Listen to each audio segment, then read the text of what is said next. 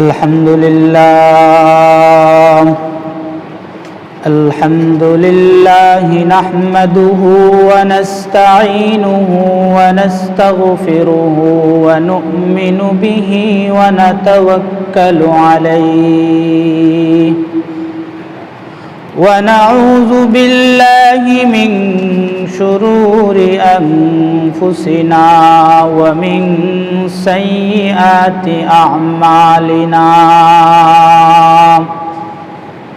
من يهده الله فلا مضل له ومن يضلل فلا هادي له ونشهد أن لا إله إلا الله وحده لا شريك له ونشهد أن سيدنا وسندنا ونبينا ومولانا محمدا عبده ورسوله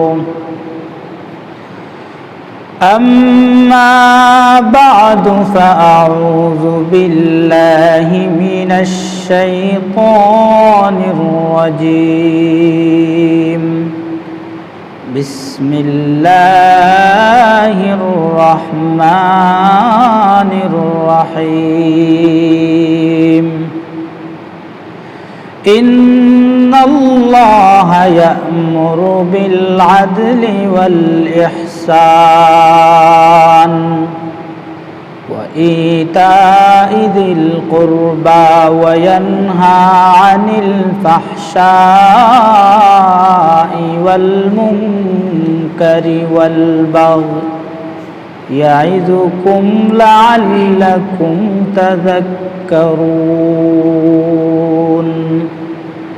وقال صاحب القرآن صلى الله عليه وسلم يا أيها الناس أفشوا السلام وأطعموا الطعام وصلوا الأرحام صلوا بالليل والنار نيام تدخلوا الجنة بسلام صدق الله العلي العظيم وصدق رسوله النبي الكريم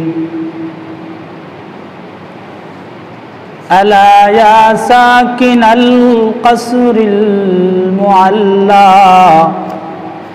ألا يا ساكن القصر المعلى ستدفن عن قريب في التراب له ملك ينادي كل يوم لدول الموت وبنول الخرابين قليل العمر في دار دنيا ومرجعنا إلى بيت التراب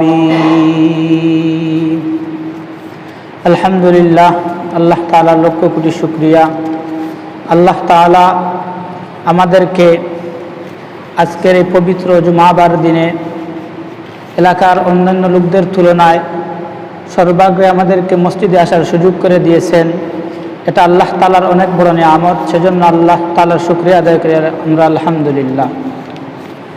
আমি আপনাদের সামনে সূরাতুন নাহলের 90 নম্বর আয়াতখানা তিলাওয়াত করেছি। আমরা এটা জানি যে বৎসরে 52টা জুমা আমরা আদায় করে থাকি, কখনো হয়তো 54টা হতে পারে, তবে 52টা জুমা যারা আমরা নিয়মিত আদায় করি আমাদের জানা থাকার কথা। আমি যে আপনাদের সামনে আয়াতটি তিলাওয়াত করেছি, আপনারা ইমাম সাহেবের মুখ থেকে দ্বিতীয় খুতবার শেষ দিকে এই আয়াতটা আপনারা প্রতি জুমায় শুনে থাকেন।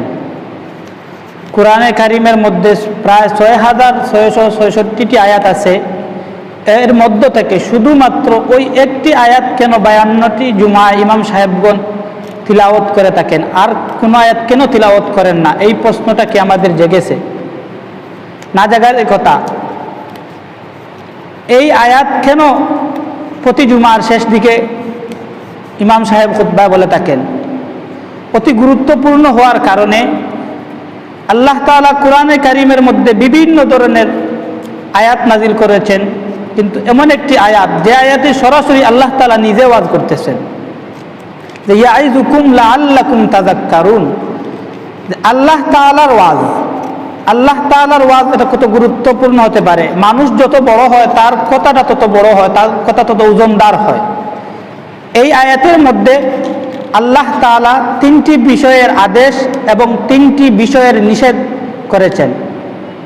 এই আয়াত নাজিল হওয়ার পর অনেক কাফিরগণ যখন নবী করিম সাল্লাল্লাহু আলাইহি ওয়াসাল্লাম এই আয়াত অনেক কাফিরদের সামনে উপস্থাপন করলেন, তারা শুনলেন।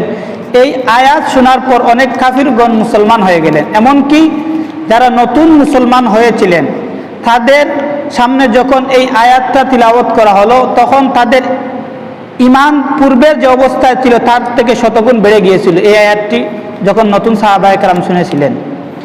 এত গুরুত্বপূর্ণ একটি আয়াত।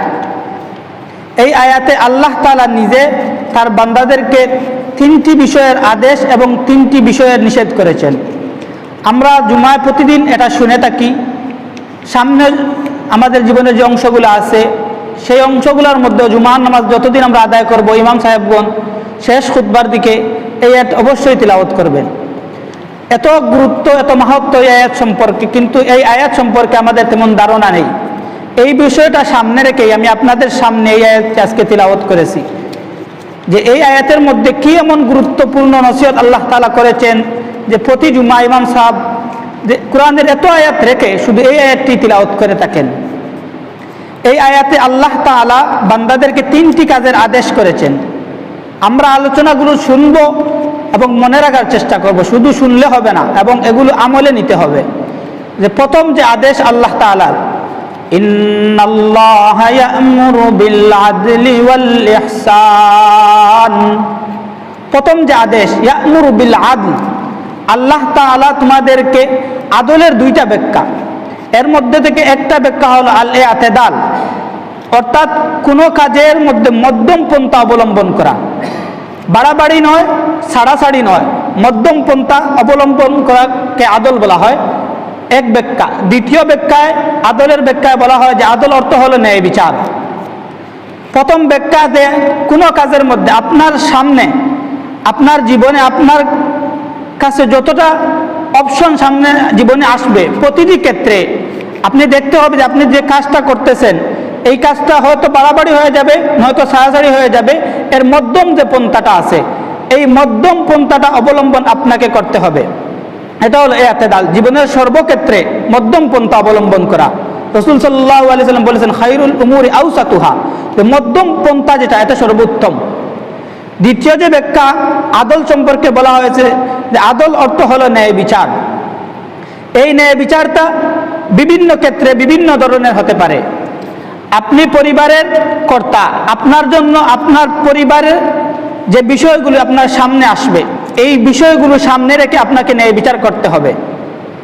আপনার ঘরের মধ্যে আপনার স্ত্রী আছে, আপনার সন্তান আছে, আপনার অধীনস্থ যারা আছে তাদের ব্যাপারে আপনার ন্যায় বিচার কেমন হওয়া উচিত। আল্লাহ রাসূল সাল্লাল্লাহু আলাইহি সাল্লাম বলেছেন যে প্রত্যেক ব্যক্তিকে, যে কর্তা তাকে জিজ্ঞাসা করা হবে তার অধীনস্থ সম্পর্কে। আপনি ঘরের কর্তা, আপনার ঘরের লোকদের সম্পর্কে আপনাকে জিজ্ঞাসা করা হবে। আপনি শুধু নিজে আমল করলেন, নিজের জীবনকে সুন্দর করার চেষ্টা করলেন, কিন্তু পরিবারের লোকদের ব্যাপারে আপনি ফিকির করলেন না, তাহলে আপনি আল্লাহর কাছে জবাবদিহি করতে হবে। আদলের দ্বিতীয় যে ব্যাখ্যা হলো ন্যায় বিচার। আপনি আপনার ঘরের মধ্যে ন্যায় বিচার প্রতিষ্ঠা করতে হবে। আপনি গ্রামের মেম্বার সাহেব, আপনার গ্রামের মধ্যে আপনি ন্যায় বিচার প্রতিষ্ঠা করতে হবে। আপনি ইউনিয়নের চেয়ারম্যান, আপনার ইউনিয়নের মধ্যে আপনি ন্যায় বিচার প্রতিষ্ঠা করতে হবে। এমনইভাবে রাষ্ট্র পর্যন্ত প্রতিটি সেক্টরে প্রতিজন দায়িত্বশীল নিজের অর্পিত দায়িত্বকে, নিজের উপর যে অর্পিত দায়িত্ব আছে এই দায়িত্বকে সঠিকভাবে ব্যবহার করা, নিজের দায়িত্বকে যেমন ধরেন আপনার কাছে একটি বিচার আসলো, আপনি এলাকার দায়িত্বশীল। উদাহরণস্বরূপ বলা যায় যে এক ব্যক্তির বাড়িতে চুরি হলো, চুরি হওয়ার পর চেয়ারম্যান সাহেবের কাছে বিচার গেল যে রিক্সা ড্রাইভারের ছেলে আব্দুল করিম সে চুরি করেছে।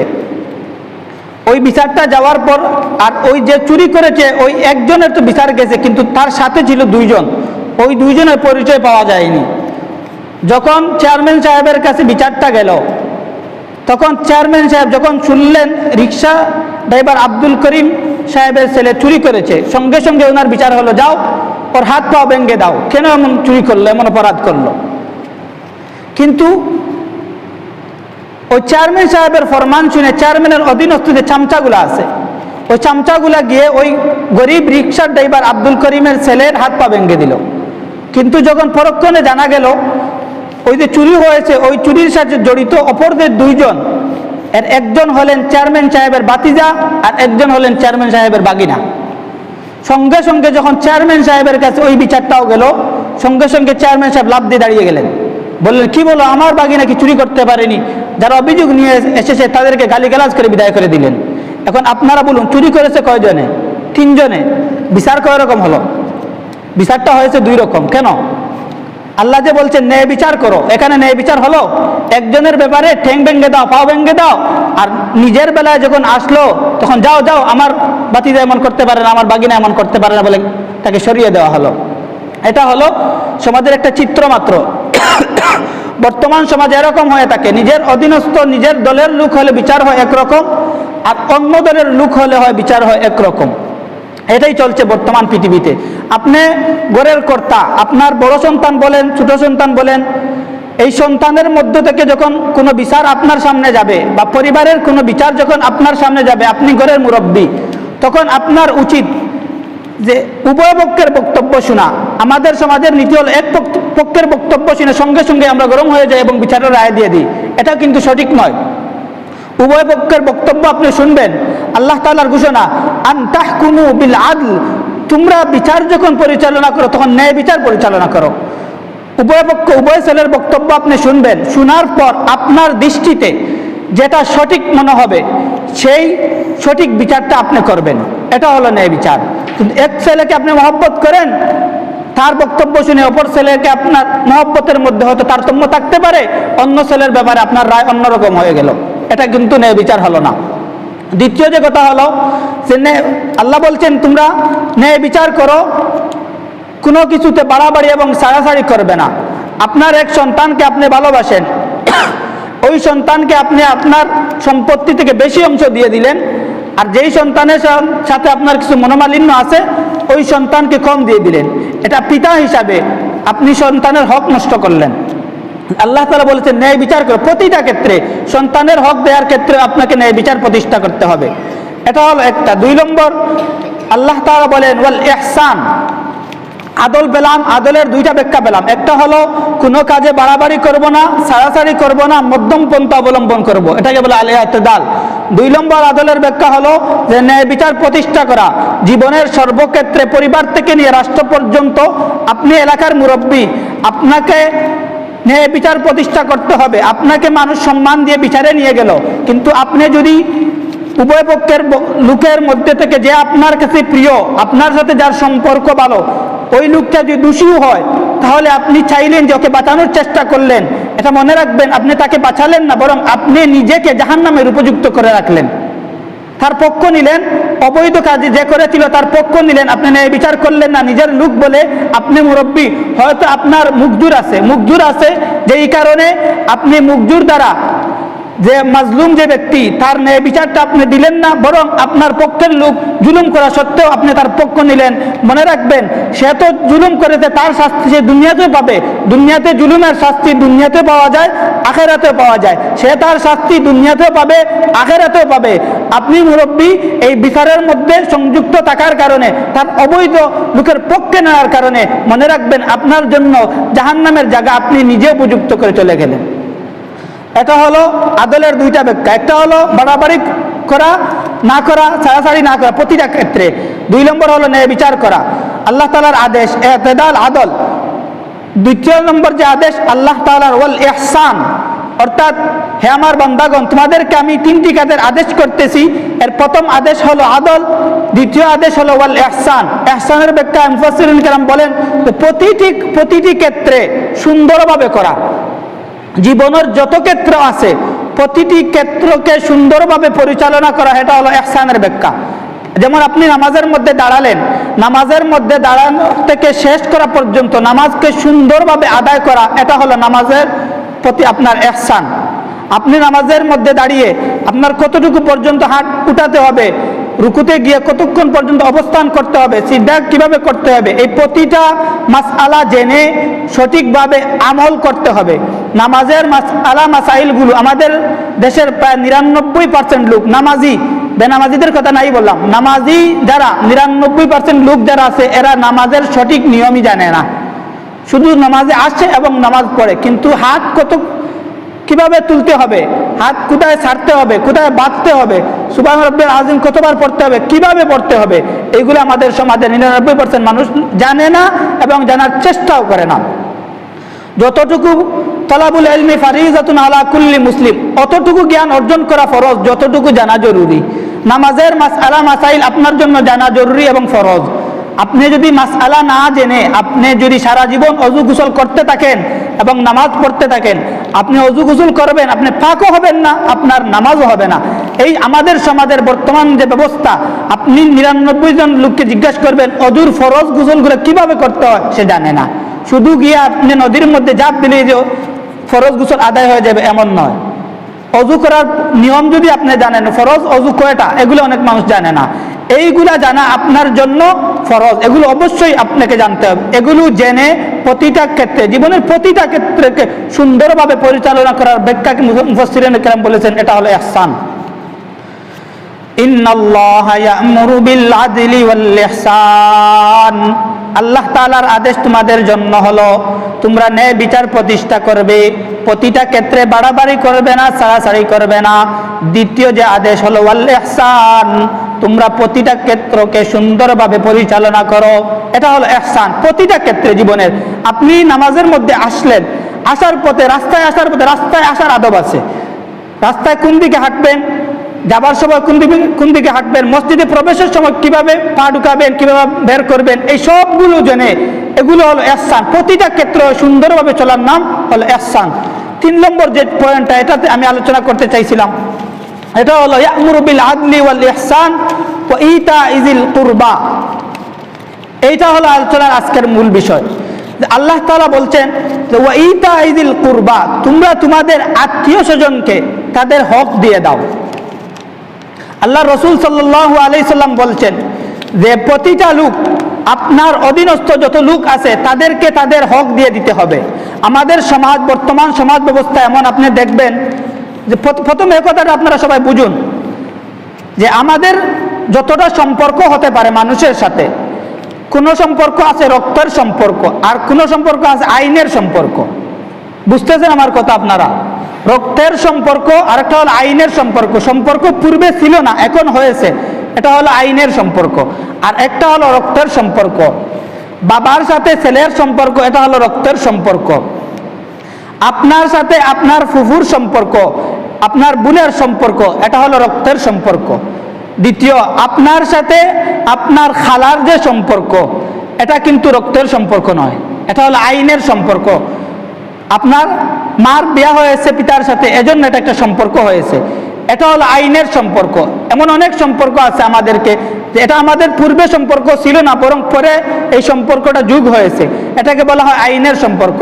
আল্লাহ তাআলা বলেছেন ওয়াত্তাকুল্লাহাল্লাযী তাসাআলুনা বিহি ওয়াল আরহাম, তোমরা রেহেমের সাথে সম্পর্কযুক্ত যে সম্পর্কগুলো আছে ওই সম্পর্কগুলোর ব্যাপারে আল্লাহ তাআলাকে ভয় করো। সূরা নিসার প্রথম আয়াতে আল্লাহ তাআলা দুইবার আল্লাহ তাআলাকে ভয় করার কথা বলা হয়েছে। প্রথমবার আল্লাহ তাআলাকে ভয় করার কথা বলা হয়েছে, দ্বিতীয়বার বলা হয়েছে যে রেহেমের সাথে সম্পর্কিত যে আত্মীয় স্বজন আছেন এদের সাথে সুসম্পর্ক বজায় রাখো। এই কথাটা আমরা বোঝার চেষ্টা করি। আমাদের সমাজে আপনারা দেখতে পাবেন যে ফুফুর সাথে ভাইয়ের সম্পর্ক, ফুফুর সাথে তার সম্পর্ক, আর ভাইয়ের সাথে তার বোনের সম্পর্ক। আপনার বোন আর আপনার খালা বাবার সাথে সন্তানের সম্পর্ক হলো এটা রক্তের সম্পর্ক, কিন্তু খালার সাথে যে সম্পর্কটা এটা কিন্তু রক্তের সম্পর্ক, এটা আইনের সম্পর্ক। কিন্তু আমাদের সমাজে দেখবেন যদি কোনো অনুষ্ঠান হয়, ওই অনুষ্ঠানে ফুফু কেমন গুরুত্ব পায় আর খালা কেমন গুরুত্ব পায়। আমাদের এমন অনেক অনুষ্ঠান আছে যেই অনুষ্ঠানগুলা ফুফু ছাড়া চলে, কিন্তু আমাদের এমন কোনো অনুষ্ঠান নাই যে অনুষ্ঠানগুলা খালা কিংবা খালাতো ভাই খালাতো বোন ছাড়া চলে না। অথচ আল্লাহ তাআলার আদেশ ওয়া ইতাইযিল কুরবা, তোমরা তোমাদের আত্মীয় স্বজনের হকগুলা ঠিক করো। এর প্রথম মিসদাক হলো বোন আর ফুফু, ফুফাতো ভাই ফুফাতো বোন, খালাতো ভাই খালাতো বোন। এরা সম্পর্ক, অবশ্যই এরা সম্পর্ক, কিন্তু এরা পরের সম্পর্ক। প্রথম সম্পর্ক হলো আপনার সাথে আপনার বোনের সম্পর্ক, এবং আমাদের যারা আছে আমাদের ফুফুর সাথে আমার আপনার সম্পর্ক। আপনার বোনের সাথে আপনার সম্পর্ক কেমন? ধরেন আপনাদের কারো 100 ডিসিমেল জায়গা আছে, ভাই হলেন 2 জন, বোন হলেন 1 জন। আল্লাহ তাআলা কোরআনের বিধান হলো ভাই পাবে 2 ভাগ, বোন পাবে 1 ভাগ। তাহলে 100 ডিসিমেল সম্পদ 2 ভাই পাবে 40, 40, 80, বোন পাবে কত? 20 আর 100।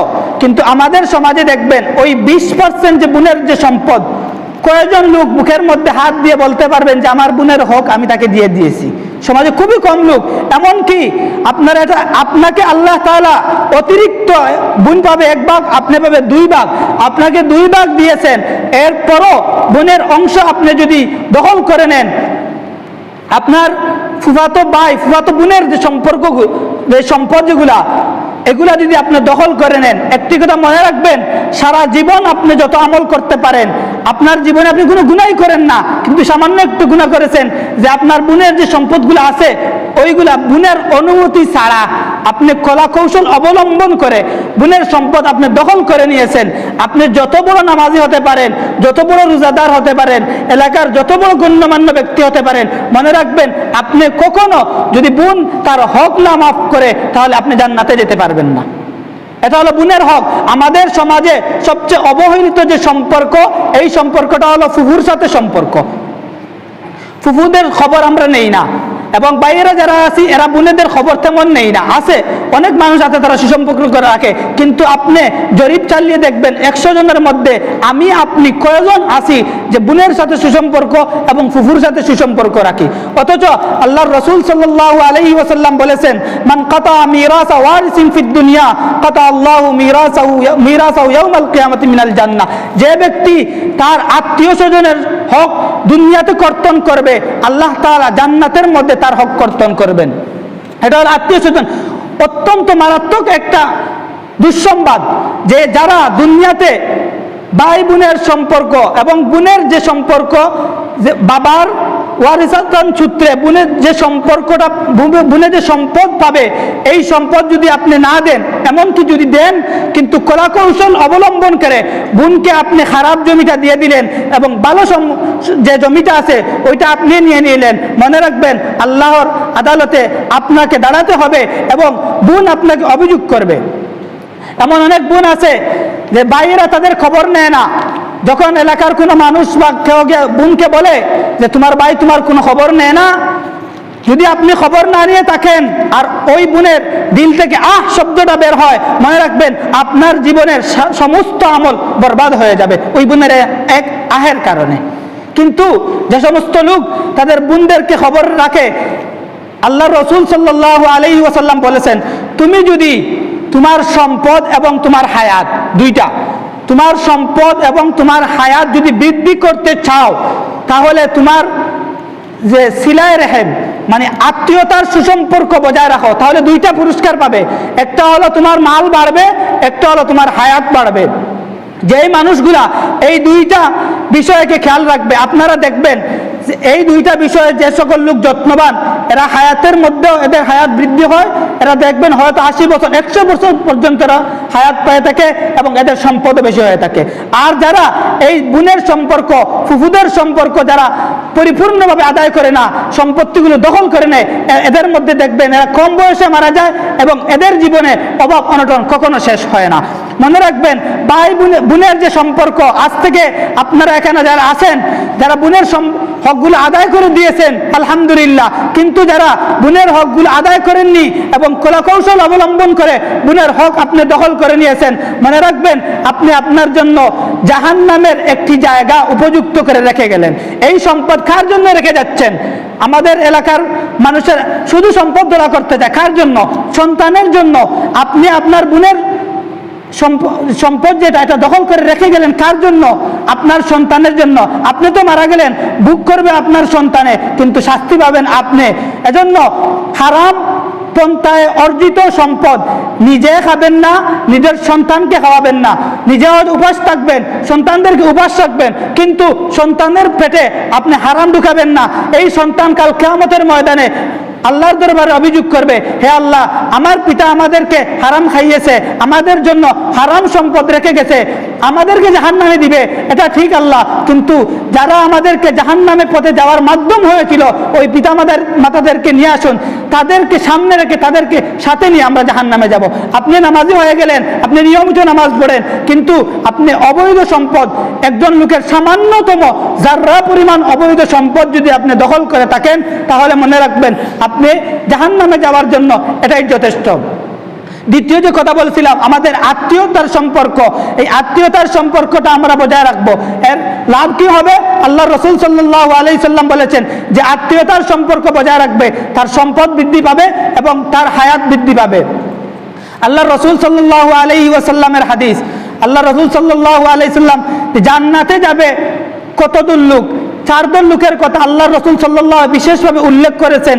এদের মধ্যে একদল লোকের কথা বলেছেন ওয়াসিলুল আরহাম, যারা তাদের রেহমের সাথে সম্পর্কিত লোকের সাথে সুসম্পর্ক বজায় রাখে, তাদের সাথে তাদের যে হকগুলো আছে এই হকগুলো যারা আদায় করে তারা জান্নাতে চলে যাবে। তাদখুলুল জান্নাতা বিসালাম, আল্লাহ রাসূল সাল্লাল্লাহু আলাইহি সাল্লাম বলেছেন তারা শান্তির সাথে জান্নাতে চলে যাবে।